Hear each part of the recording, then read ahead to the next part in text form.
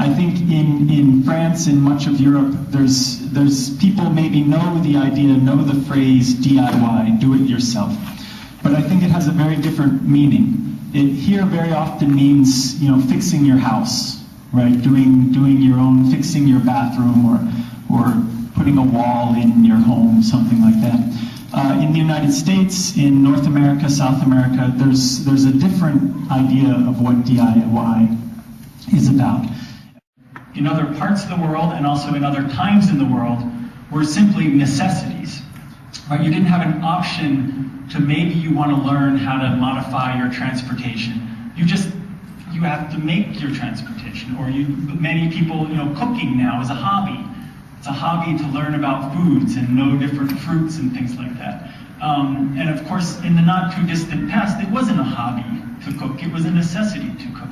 So I don't know exactly how it happened, but it has to do, I think, with technologies enabling us to have choices. And the more your choices spread, and the more you don't have to be the person to do the thing, the more it becomes a choice, almost a lifestyle. You have to have your big piece of land, and you go to the forest, and you get your guns, and you will make everything yourself, right? This is also not a productive way to go. So I'm very hesitant to sort of make these because I think it's exceedingly complex. I think that if we, for instance, it would be wonderful if all software were free software, and many people sort of have devoted their lives to free software ideals and all that. At the same time, there's no magic switch, right? There's no way that the world just suddenly,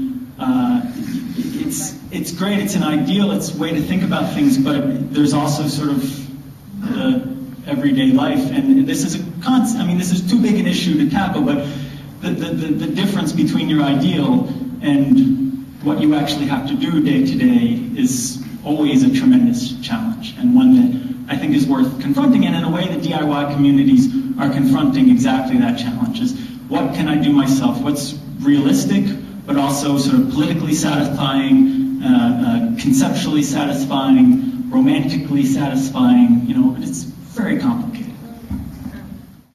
Et donc du coup, évidemment, selon l'endroit où tu te déplaces, selon le signal, la hauteur, en fait, tu vas... Ouais, tu la même intensité, tu vois que le champ magnétique... Et qui a fait ça ici? Ça, c'est les miens, ça là. Ah oui, donc tu fais beaucoup? Il y a un atelier le 11 avril sur ce sujet. Ouais. Donc si tu es intéressé, je vais bien. Ouais, voilà, le casserole chaud. Là ça chauffe pas, parce que c'est... Mais par contre là... Non, bah non. Voilà. Alors c'est pas de l'eau pure, c'est de l'eau avec un électrolyte, c'est-à-dire qui rend l'eau conductrice. Moi je prends du bicarbonate de soude. Le lait de bicarbonate qu'on prend pour les digestions difficiles. Amoré. Palais. Tu connais ta santé, c'est un gars qui fait ça. Il a fait lui-même, genre le mec avait jamais soudé tout ça. Mais c'est quoi en fait? Bah c'est un expandeur Game Boy. To design some use of wireless electricity and media adapter. And it doesn't get hot enough to melt the solder. No, it will get hot. Hot enough to melt your fingers. Ouais.